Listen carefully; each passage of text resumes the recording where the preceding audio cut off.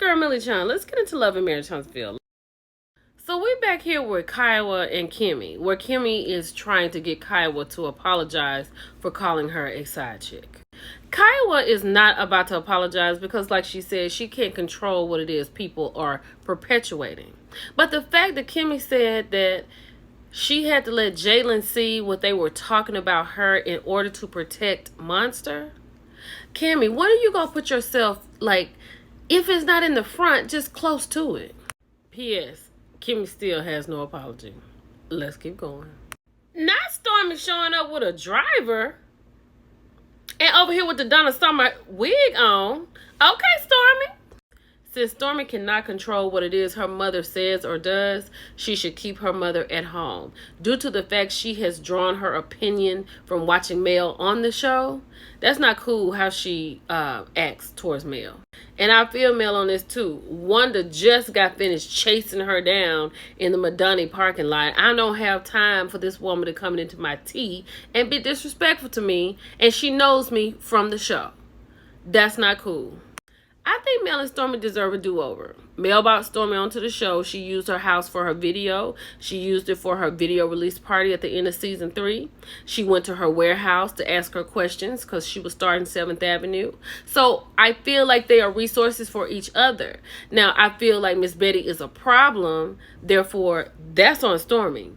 But I don't want it to come off like people think. Like Mel only used people for what they can do for her and then she's done. I think they need a do-over. Tisha, is the Expo a black event or a combat group event? Because you said them both in the same sentence. Just let me know. Martell looking at Tisha talking about somebody been in the weight room.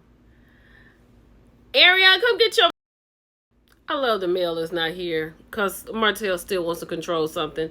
And this is out of his control for what he thinks someone should do. We think you should be a good person. P.S. Does it look like Martell has walked through a wasp's nest? What's wrong with his face? Am I tripping?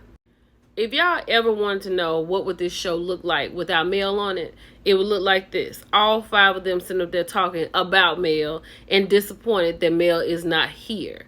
And now they feel like they can't move on. The show will be over. I'm going to call it like it is when I see it. Now, Tisha looks good. Tisha is wearing this blue jean outfit. Now, she get on my nerves, but she wearing this outfit.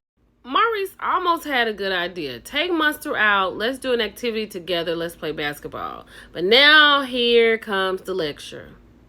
And I'm going on to part 2. I'll be right back. Hey, y'all, it's your girl, Millie Chan, and I'm back with part 2 of Love and Marriage Huntsville. Let's go.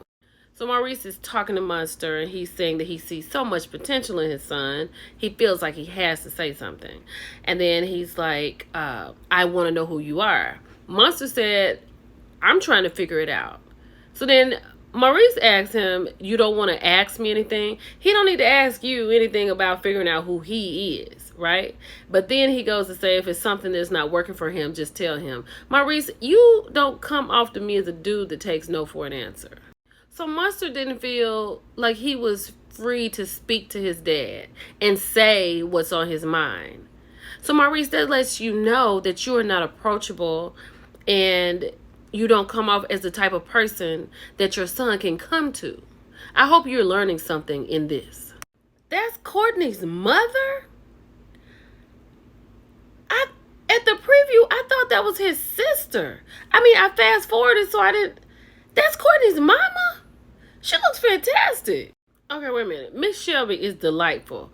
But what are they talking about? How did this conversation that Courtney and his mother go to, like, divorce and single parents? What? Did I miss something?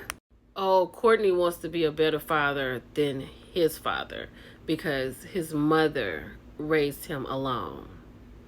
But Courtney, if you know that, you're breaking generational curses. Like, it's going to be okay. Courtney is really breaking me down, right? But his mother is telling him, right, he's going to have this conversation with Stormy. Like, Stormy wants another baby. He doesn't. There's a conversation that needs to be had. Y'all need to figure that out.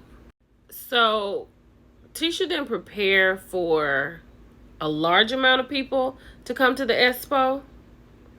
Like, that little place. Like, how many people had RSVP?